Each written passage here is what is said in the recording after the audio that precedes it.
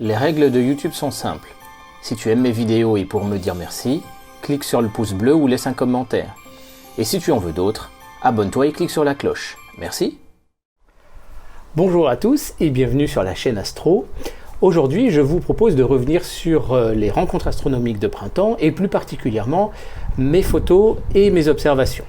Je vous avais promis donc de vous présenter mes photos, ce sera pour aujourd'hui. Et donc c'est l'occasion aussi de pouvoir étudier un petit peu mon setup. Vous savez que j'inaugurais le Photostroke V4, il est toujours en cours de conception et d'amélioration, et j'aimerais donc vous présenter aussi un petit peu les questions sur lesquelles j'ai été confronté. C'est toujours intéressant de mieux comprendre son instrument, et puis aussi l'occasion de voir des belles photos. Et c'est maintenant sur la chaîne Astro.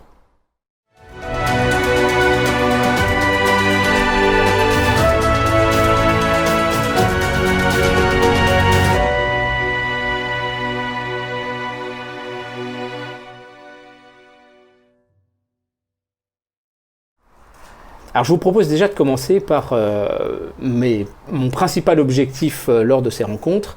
Donc c'était de photographier l'amas Abell 1656. Alors ça vous dit peut-être pas grand chose.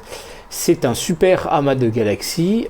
Donc c'est l'amas de la chevelure de Bérénice qui se trouve juste au-dessus de la constellation de la Vierge. C'est un amas qui n'est pas, il contient pas d'objets vraiment de Messier au niveau des objets des galaxies qu'il y a. Il y a des objets de Messier dans la chevelure de Bérénice, mais qui ne sont pas relatifs à cet amas.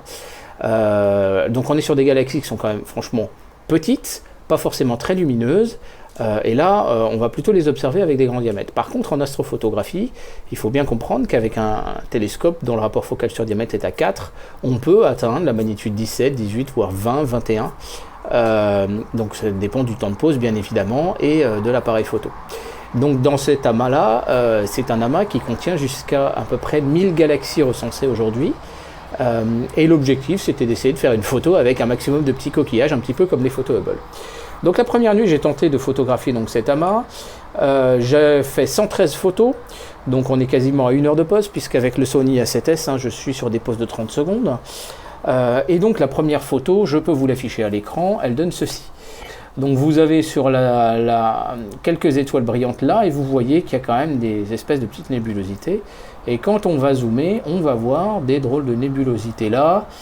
Et on voit des petites étoiles qui sont quand même un tout petit peu effilées. Mais on voit qu'il y a des choses aussi très clairement où ce ne sont pas des étoiles. C'est le cas de cette petite galaxie ici. Là, celle-là, on voit qu'on la voit bien de face. Celles-là sont plutôt des galaxies lenticulaires un peu plus vaporeuses. Mais on voit qu'il y a quand même des choses sur cette photo. Donc cette photo, elle nous permet déjà d'en déduire pas mal de choses. Outre le fait de son contenu, donc son contenu on peut regarder, j'ai 813 galaxies recensées, donc en fait PixInsight me permet de faire un plate solving, et à gauche vous avez les galaxies du catalogue NGC, à droite les galaxies du catalogue PGC. Et donc quand on vient les concaténer, donc il faut aller reconcaténer tout en bas, vous pouvez voir qu'on a donc 813 lignes sur ce tableau, donc ça nous fait quand même un nombre assez conséquent de galaxies. Donc là-dessus, ce qui nous intéresse en fait, c'est déjà de regarder et d'analyser un petit peu notre photo, et vous pouvez voir que les étoiles, elles ne sont pas parfaitement ponctuelles, elles sont un petit peu effilées. Alors vous avez plusieurs choses, elles sont effilées en diagonale là, montant vers la droite on va dire, sur ce coin là. Sur le coin inférieur bas, c'est plutôt pas trop mal. Voilà, en bas à droite, c'est encore du diagonal comme ça vers le haut. Et là, vous pouvez voir un diagonal comme ça incliné vers la gauche. Donc en fait, ça, ces quatre coins, ce que je viens de vous montrer, c'est donc vous avez des traits comme ça, des traits comme ça. Finalement, c'est caractéristique du correcteur de Coma. Donc ça, c'est la première leçon de la séance. C'est que le correcteur de Coma, j'utilise le RCC de chez Bader. Il est livré avec cette petite bague que je n'utilisais pas parce que comme il vient rentrer à l'intérieur d'un porte-oculaire qui vient vraiment le maintenir, en fait, je ne pouvais pas la réinsérer, ça allait faire une surépaisseur. Et je soupçonne cette petite bague de pouvoir nous servir en fait à régler aussi le tirage donc de ce qui va se situer derrière le correcteur. Donc vous avez le correcteur de Coma ici, hop, alors quand ça veut bien se visser, voilà. Donc ici vous avez le correcteur et normalement la petite bague ici elle devrait peut-être pouvoir aider un peu, quoique Et ensuite à l'arrière, vous mettez une bague T, donc ça c'est une bague T2 pour appareil Canon, hein, vous savez qu'il y a un miroir à l'intérieur. Ça c'est la bague T2 pour le Sony. Et en fait, ces caractéristiques-là, j'ai vu un article qui avait été partagé par Carlos sur le groupe Astronomie Pratique sur Facebook, et je le remercie, qui nous expliquait en fait que s'il y avait encore de la coma résiduelle après un correcteur de coma, c'est que clairement le back focus était mal réglé. Donc peut-être que cette petite bague-là, il faudrait la placer plutôt à l'arrière avant d'installer le correcteur de coma. Donc ça va faire partie, voilà. Donc je rajoute, si vous voulez, un peu de back focus derrière le correcteur de coma, et peut-être que ce sera plus optimisé pour les 4 coins de mon capteur. Donc ça, c'est une des premières leçons, c'est qu'un correcteur de coma se règle. Donc je vous mets dans la description le lien pour trouver cet article, et je pense que c'est un point qui est assez intéressant. Le deuxième point aussi qui m'est arrivé quand même sur cette séance, on voit bien que voilà, j'ai un truc qui n'est pas complètement régulier justement au niveau des coins. Et en fait, je suspecte très clairement, la collimation, en fait, elle a bougé entre le moment où j'ai fait ma collimation, mon télescope étant incliné à 45 degrés, et ensuite je l'ai incliné sur la droite.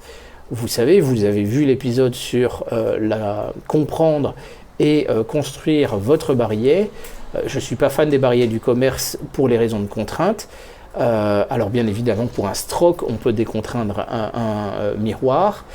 En revanche, pour un télescope Newton du marché, comme on va l'incliner dans tous les sens, et c'est ce que je vous disais, il faut quand même maintenir le miroir un minimum. Et ce qui se passe, c'est que je suis en train donc de travailler sur le barillet de mon télescope de 200 mm, il est ici devant vous, et le barillet va reposer sur un système là de vérin, de moteur monté en tant que vérin, pour pouvoir faire une collimation et une mise au point de façon motorisée.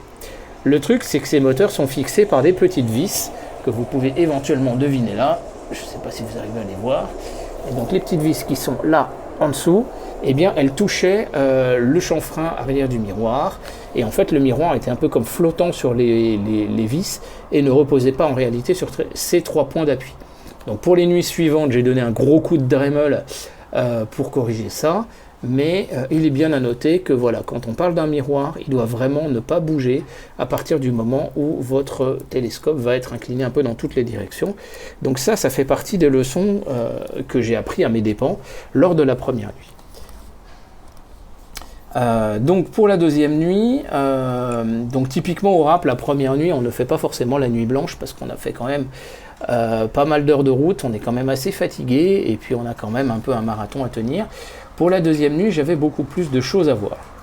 Donc j'ai commencé en fait avec M53. Donc M53, c'est un bel amas globulaire. On va le retrouver, voilà, il est ici. Voilà, et il a à côté de lui un autre amas, NGC 5053, qui est en bas à gauche ici sur cette photo.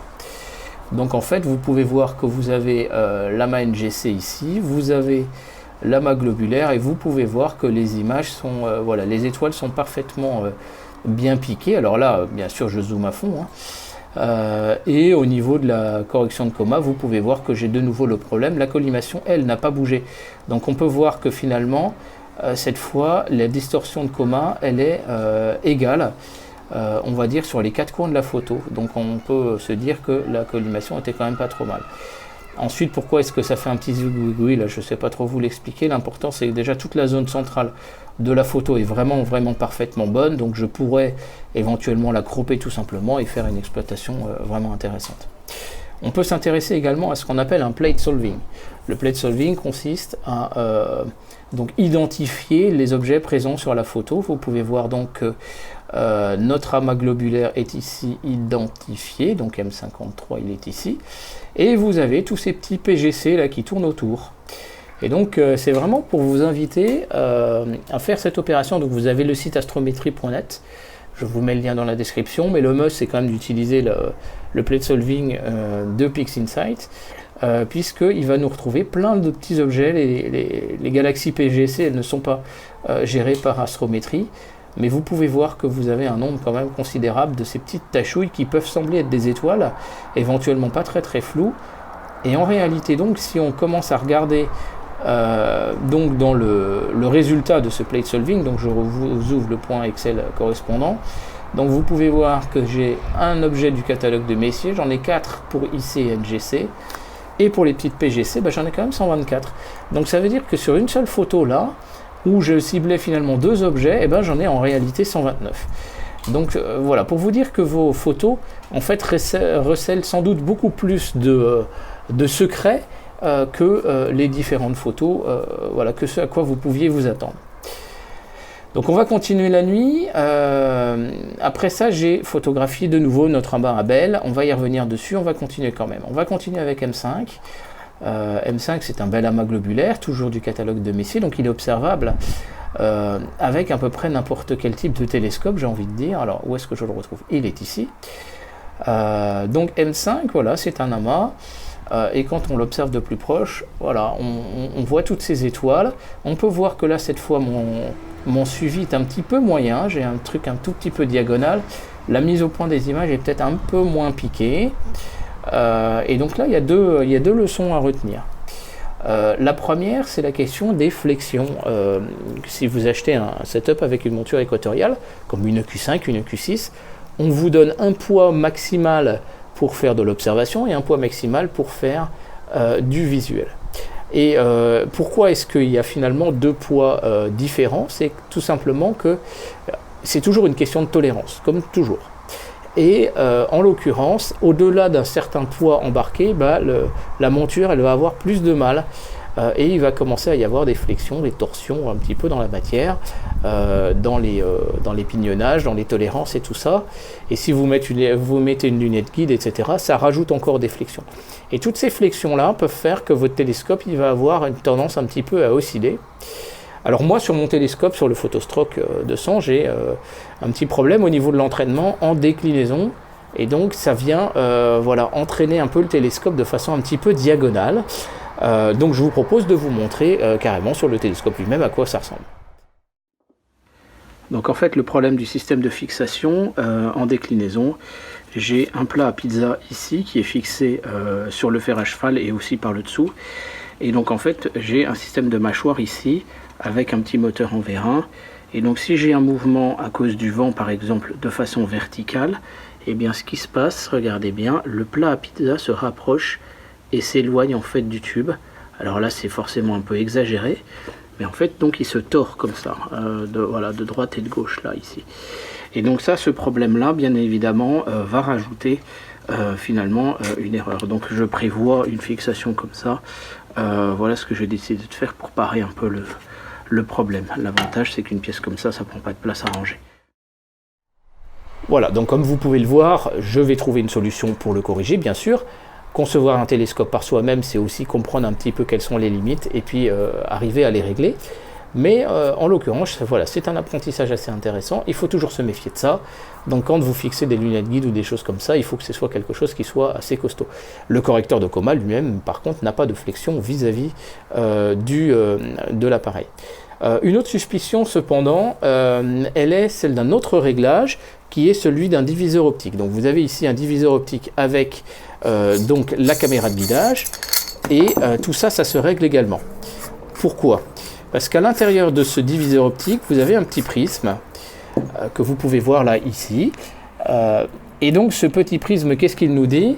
Eh bien, si jamais il n'est pas pile poil en face, mais qu'il ait un petit peu de rotation, eh bien, ce qui va se faire, c'est que techniquement, le capteur de notre caméra de guidage va se retrouver décalé entre son côté gauche et son côté droit par rapport au plan focal de l'image qu'il est en train d'essayer d'analyser.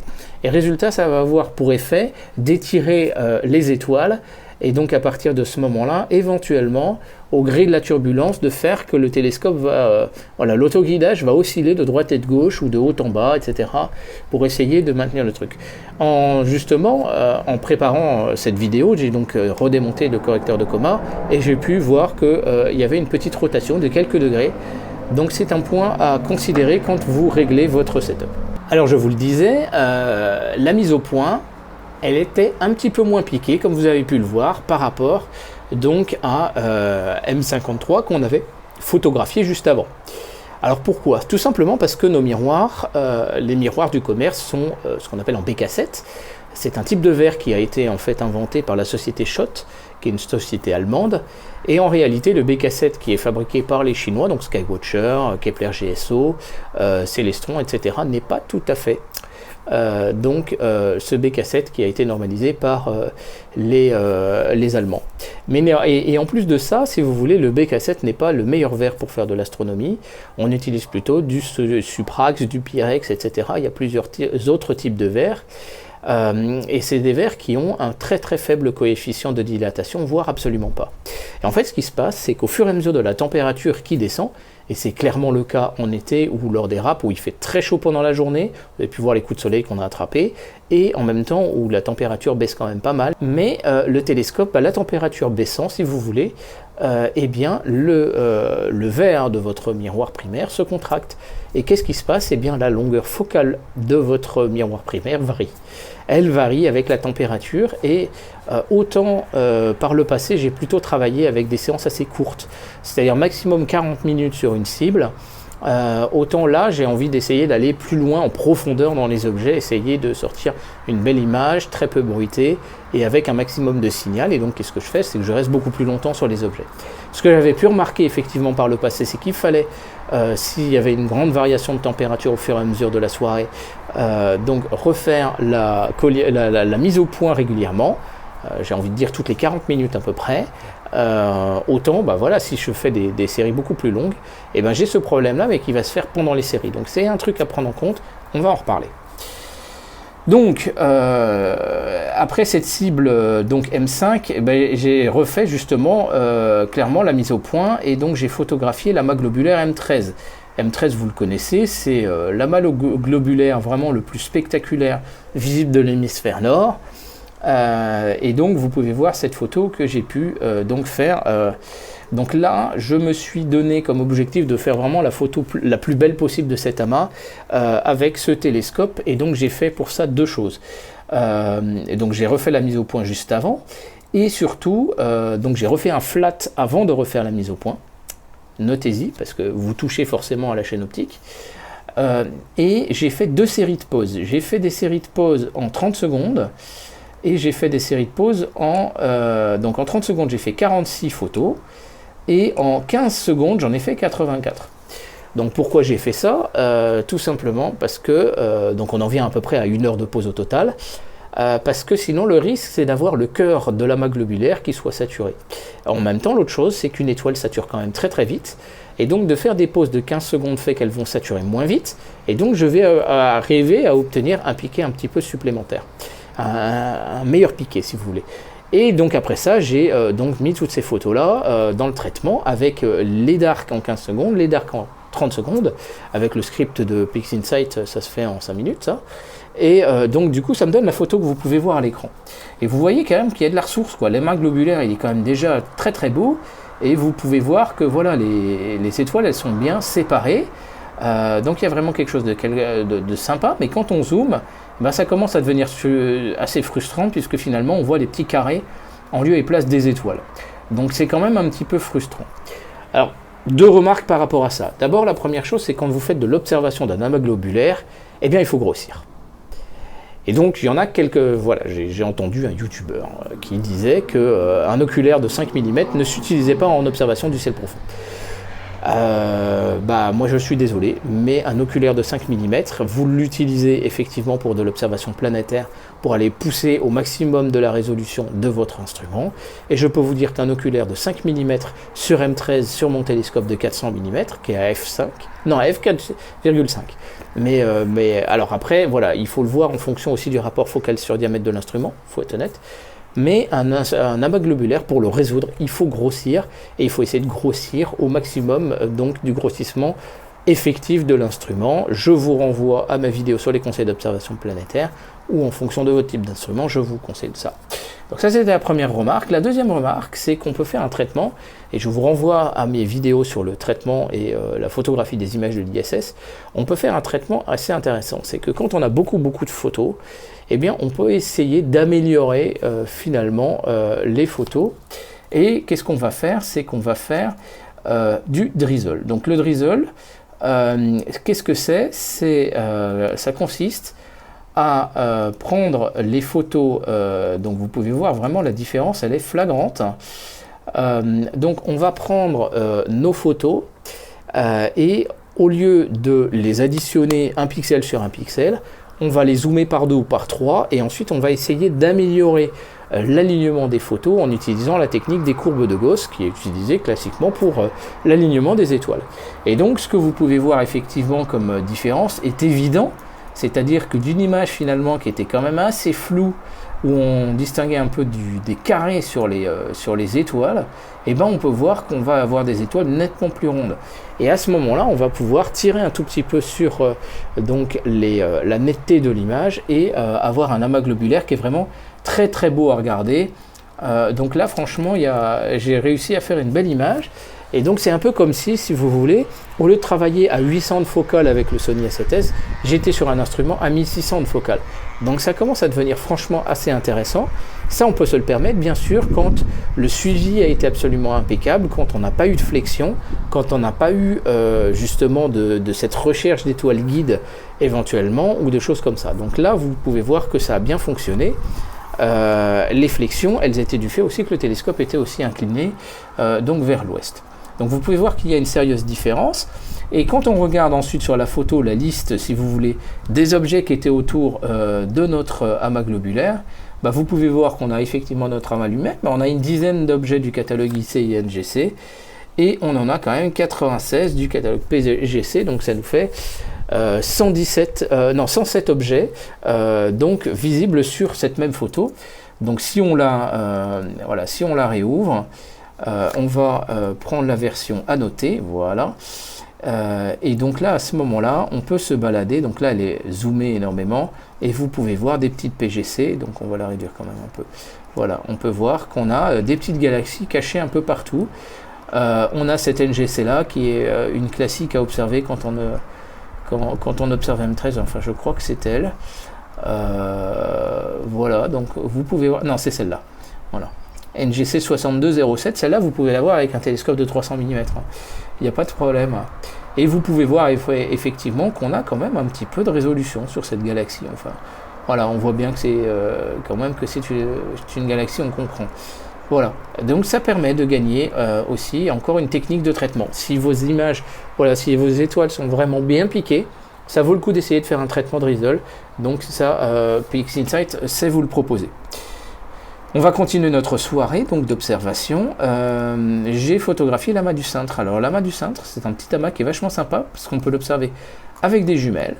Voilà, donc vous pouvez voir ces étoiles-là qui rappellent vraiment la forme d'un cintre. Et puis là, il y a un petit amas ici. Et vous pouvez voir qu'on est sur un fond de ciel qui est blindé d'étoiles. Donc là, effectivement, vous pouvez voir qu'on est quand même franchement assez dense en nombre d'étoiles puisqu'on est en plein dans la Voie lactée. Donc là, il est d'autant plus difficile d'identifier ce qu'on a autour de nous, donc on va utiliser la version annotée, et on peut voir qu'on a quelques petites PGC que l'on peut voir donc complètement au travers de la Voie lactée, et là on commence à se rapprocher du cœur de la Voie lactée. Mais on en a quelques-uns, si vous voulez, et on a ce petit amas sur la gauche, la NGC 6802. Donc il doit être observable avec avec un télescope de taille normale, on va dire, un 200 ou un 150 à mon avis, je pense qu'on pourra le voir. Donc si on regarde après derrière notre tableau Excel, on peut voir que voilà, on a 11 objets du catalogue PGC et on en a 2 pour les IC et NGC. Donc c'est assez sympa, je crois que l'amas du cintre n'est même pas dans ces deux catalogues-là. Parce que c'est Collinder 319, je crois, sa référence à lui. Mais donc ça fait une photo qui est quand même assez sympa et qui peut être faite voilà, avec un peu tous les setups. Bon, il est quand même assez grand, hein. Donc 500 mm de focale avec un APS-C, 800 mm avec un full frame. Au-delà, ça va commencer voilà, à devenir un tout petit peu plus difficile, quoique vous pouvez voir que la photo, il y a quand même un peu de marge, mais bon, sinon vous faites une mosaïque. Mais c'est un amas assez facile à photographier en tout cas, et que vous devriez même pouvoir avoir avec un appareil photo type réflexe ou autre.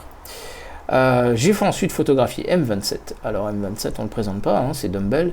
C'est donc une nébuleuse planétaire suite à l'explosion d'une étoile. Mon objectif c'était de révéler un peu les zones à droite et à gauche qui sont quand même assez sympas.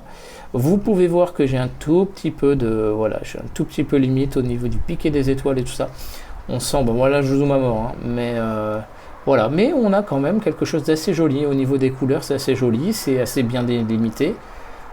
Et tout ça, donc si on commence à regarder la version annoté, on peut voir qu'on a, voilà, on a encore plein de petites PGC derrière. Voilà, c'est toujours les petites cerises sur le gâteau, ou les petits bonbons, voilà, ça fait partie des surprises. Et donc là, vous pouvez voir que sur M27, quand on regarde, voilà, des PGC, on en a 32 quand même, voilà, plus 2, voilà, on a 34 objets sur une photo où on pensait n'avoir photographié finalement qu'un seul objet. Donc c'est quand même assez sympathique de l'observer. Ensuite j'ai photographié à la fin, voilà, RAW A4 IC4954. Je savais pas ce que c'était, je l'ai vu, c'était pas très loin et je voulais pas trop jouer en fait avec le barillet. Pour moi il était encore en cours de mise au point, donc j'ai pas trop voulu jouer avec. Et donc là-dessus, quand on l'observe, voilà, on voit pas grand chose. En fait, c'est au centre, c'est cette nébulosité là. Et quand on fait le plate solving, bah, on n'a pas forcément grand chose de plus à part l'information ici 4954. Donc voilà, bon, il y a quelques autres trucs autour. C'est aussi, ça fait partie des essais. Voilà, il n'y a pas de peur. De toute façon, c'est un champ où il y a quand même beaucoup d'étoiles. Et ça reste tout simplement sympa à observer. Et alors voilà, on va revenir quand même au clou de la soirée qui était Abel, donc 1656, toujours lui. Et donc on va le regarder de près. Donc là, cette fois, ça commence à devenir assez intéressant. Donc là-dessus, j'ai fait quasiment 1 heure de pause continue dessus. Donc là, ici, j'en ai que 58, pardon, sur celle-là. Donc vous pouvez voir quand même qu'on a pas mal de trucs. La mise au point est pas mal. Le suivi est pas mal non plus. Donc on a quand même quelque chose qui va être regardable si vous voulez. Et si on prend l'annotation, bah voilà ce qu'on peut voir. C'est qu'on a un nombre de galaxies qui est juste absolument stupéfiant. Finalement, il y a quasiment plus de galaxies que d'étoiles sur cette photo. C'est juste complètement dingue en fait. Il y en a vraiment beaucoup. Donc ces étoiles-là se voient dans un télescope de 400 sans problème, 300 aussi. Cette galaxie-là, celle-là, on peut les voir là. Et puis ces deux-là, on peut les voir avec un 300 ou un 400. Celle-là peut-être, non, celle-là peut-être pas sûr. Mais en tout cas ça et ces deux-là, on les voit. On les avait observés avec le 400 aussi dans la foulée. Donc c'était quand même franchement assez sympa de faire ces observations. Voilà, et en fait, donc je vous disais que l'amas donc de la chevelure de Bérénice a à peu près 1 millier de galaxies. Et bien sur cette photo, en fait, quand on fait le plate solving, on en a 806 sur celle-là. On en avait un petit peu plus sur la première nuit. Et la troisième nuit, bah, ça a été aussi de refotographier cet objet-là. Alors j'ai voulu accumuler vraiment un maximum de signal. Donc sur la nuit 3, là je suis resté beaucoup plus longtemps. Là, attendez, excusez-moi que ça charge. Voilà, donc j'en ai retenu 120 qui fait 1 heure, mais j'en ai 124. Donc j'avais voulu en faire 2 heures, mais en fait la mise au point à la fin était complètement dans les choux par rapport au début.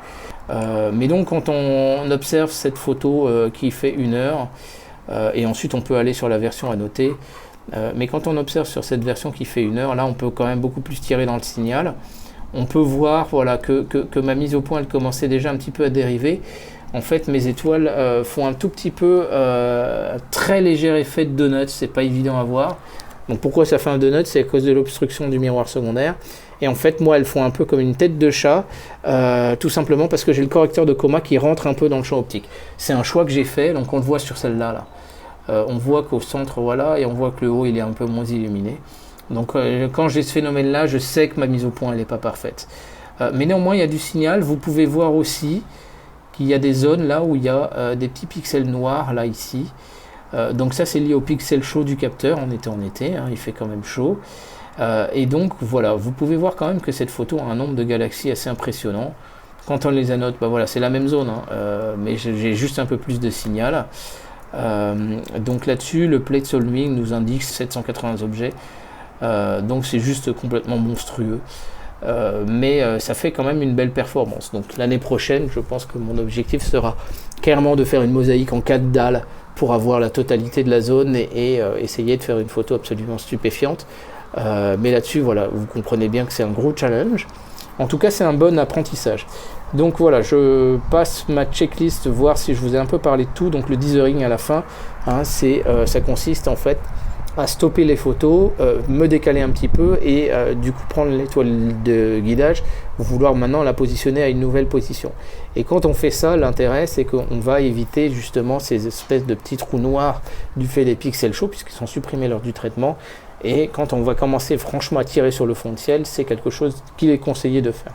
Voilà donc pour ce qui est des photos que j'ai pu réaliser pendant les rencontres astronomiques de printemps. Comme je vous l'ai dit lors des lives, ma table équatoriale m'a fait faux bond, je suis en train de la remotoriser, vous avez vu la photo que je vous ai postée dans l'espace communauté. Donc j'aimerais simplement revenir aussi sur les observations que j'ai pu faire avec le télescope. Donc j'ai pu faire de l'observation du ciel profond, M51 était magnifique, délimité. On voyait vraiment les deux petites queues opposées, on voyait quelques granulosités si vous voulez dans les spirales, on voyait très nettement les spirales. La galaxie de l'Aiguille était magnifique également avec une très nette séparation entre les deux côtés. M13 était absolument splendide avec vraiment une perle de diamants, voilà des poussières de diamants, un nuage de diamants, c'était vraiment magnifique. Mais je voudrais revenir aussi sur l'observation planétaire. Je remercie Philippe Mouniguet de m'avoir prêté ces photos. Elles sont magnifiques, je l'en félicite. Donc vous pouvez voir que ces deux bandes-là, voilà, ces deux bandes-là, on pouvait les voir effectivement tous les soirs. Celle-ci aussi. Alors la bande qui correspond aussi au passage de la grande tache rouge en fait, là elle était très évidente, elle se dédouble bien ici.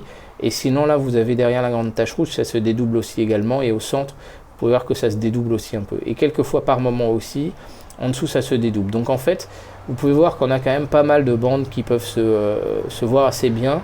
Et quelquefois des petites taches sombres comme ça dedans, donc sur la planète. Donc voilà, ça je crois que ça correspondait à la deuxième nuit. Je ne sais plus si c'était pas la troisième nuit où on a eu vraiment, oui, la troisième nuit où on a eu vraiment le résultat le plus stupéfiant donc d'observation de Jupiter, où j'avais réellement 8 bandes qui étaient visibles. La grande tache rouge n'était pas visible, donc c'était l'autre côté de Jupiter si vous voulez. Donc on peut maintenant passer sur Saturne, elle est très belle sa photo également.